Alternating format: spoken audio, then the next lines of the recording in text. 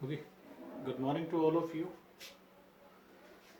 अब मैं आप सबके सामने लेके आया हूँ हिस्ट्री का टॉपिक 5। टॉपिक जो हमारा चल रहा था, इससे पीछे हमने जो टॉपिक किया था वो किया था यूरोप में राष्ट्रवाद। यूरोप में राष्ट्रवाद, और यूरोप में राष्ट्रवाद में हमने देखा था एक बड़ा सुंदर सा एग्जाम्पल हमारे सामने था, वो था हैब्सबर्ग साम्राज्य। बहुत इंपॉर्टेंट क्वेश्चन है कि हैब्सबर्ग साम्राज्य क्या है क्या नहीं था। हमें पहले पता था कि अगर हम 18वीं सदी से पहले चले जाएं तो 18वीं सदी से पहले हमने ये देखा, या 18वीं सदी के बीच में हमने ये देखा था कि यूरोप जो आज यूरोप है वैसा नज़र नहीं आता था, बल्कि उस यूरोप में राष्ट्र ना होके राज्य जो थे वो राजाओं के अधीन होते थे। उसके अंदर क्या थे?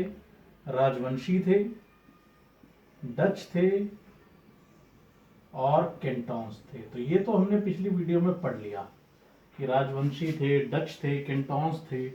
लेकिन हमने सबसे पहले ये पढ़ा था कि नेपोलियन अपना काम कर रहा था, और नेपोलियन के चलते ही वहाँ पे उस वीडियो को जब मैंने एंड किया था ये बात बताई थी कि उससे जो नया वर्ग बन रहा था, नया जो वर्ग बन रहा था वो बहुत खुश था। क्यों?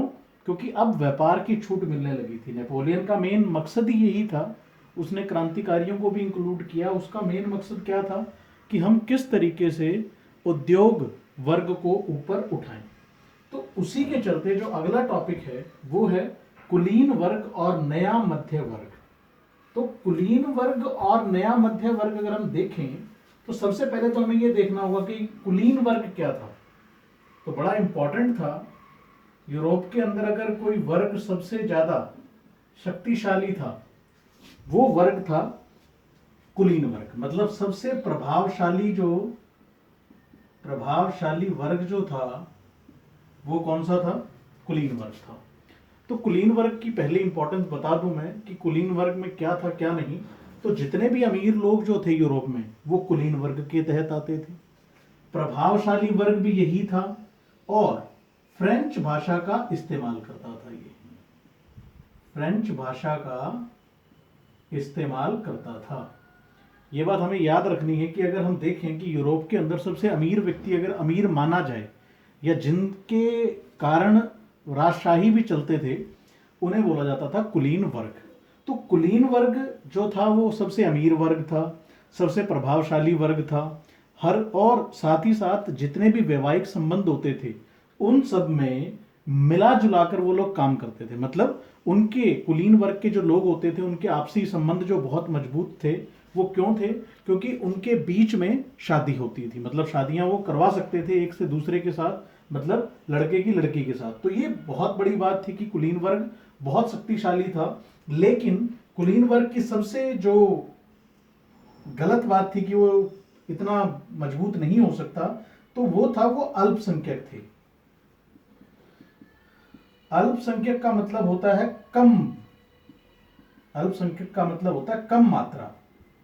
मतलब उनकी जो संख्या थी वो बहुत कम थी, लेकिन फिर भी कम होने के बावजूद भी ये वर्ग सबसे प्रभावशाली वर्ग था। तो इसी के तहत अगर हम पॉइंट लिखने शुरू करें इसके कि पॉइंट क्या होंगे इसके, तो वो इंपॉर्टेंट है। एग्जाम में किस तरीके से आ सकता है कि कुलीन वर्ग के बारे में बताएं, ये बारे में बताएं, या कुलीन वर्ग को समझाएं कि कुलीन वर्ग किस तरीके से वहां काम करता था। तो सबसे पहला जो पॉइंट बनेगा वो ये था कि कुलीन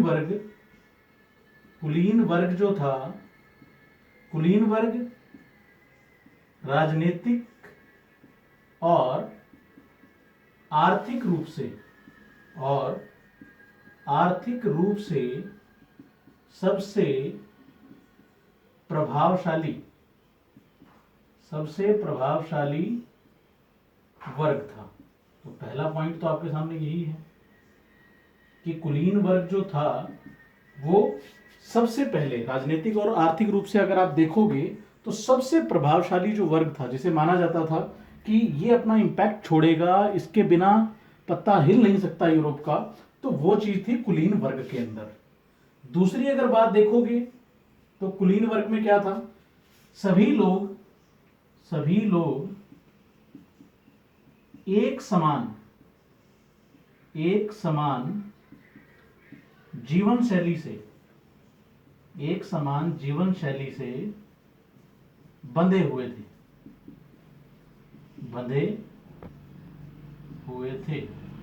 तो दूसरा पॉइंट भी इंपॉर्टेंट है कि जीवन शैली, अगर आप आज देख लो कि हम लोग हिंदू हैं तो हमारी सबकी जीवन शैली एक जैसी लगती है, उसी तरीके से जो कुलीन वर्ग थे, क्योंकि हमने ये देखा था कि वहां पर कितनी विभिन्नताएं थी, लेकिन कुलीन वर्ग के अंदर जो लोग होते थे, जो कुलीन वर्ग से लोग थे, उनकी जीवन शैली बड़ी सरल थी और वो सभी एक तरह की जीवन शैली में ही बंधे हुए थे। मतलब उनके रीति रिवाज, उनकी संस्कृति सभी एक जैसी थी, एक ही धर्म को वो मानते थे, एक ही भगवान को वो पूजते थे, तो वो सब चीजें मिलाकर उनकी जीवन शैली एक समान थी। तो पहला पॉइंट हो गया, प्रभावशाली थे। दूसरा, एक ही जीवन शैली में बंधे हुए थे। अगर मैं तीसरा पॉइंट देखूं कुलीन वर्ग का, तो कुलीन वर्ग का तीसरा पॉइंट था, कुलीन वर्ग बहुत ही अमीर थे। कुलीन वर्ग सबसे अमीर वर्ग था, सबसे अमीर वर्ग जो यूरोप के अंदर था वो कुलीन वर्ग था। कुलीन वर्गों के लोगों के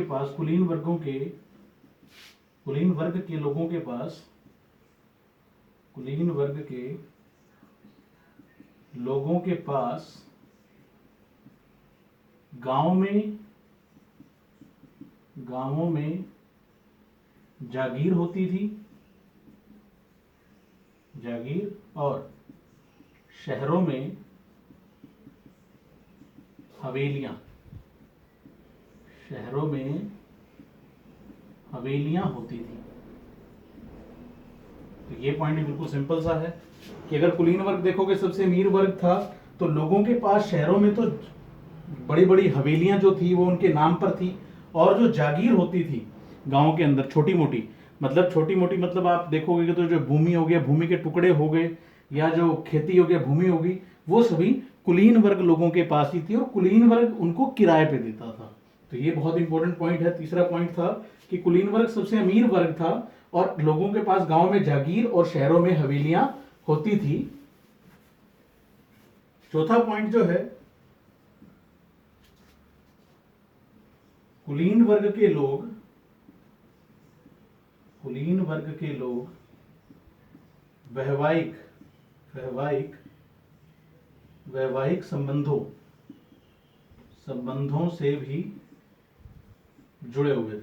वैवाहिक संबंधों से भी जुड़े हुए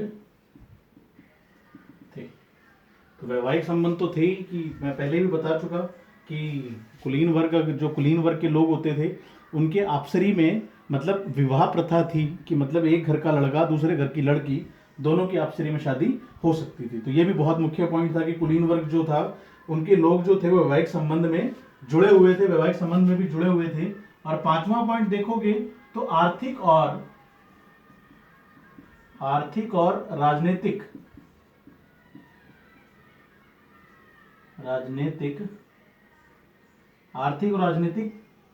आधार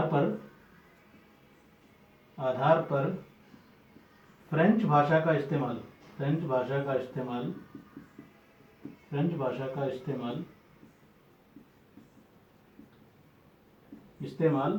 कुलीन वर्ग करता था।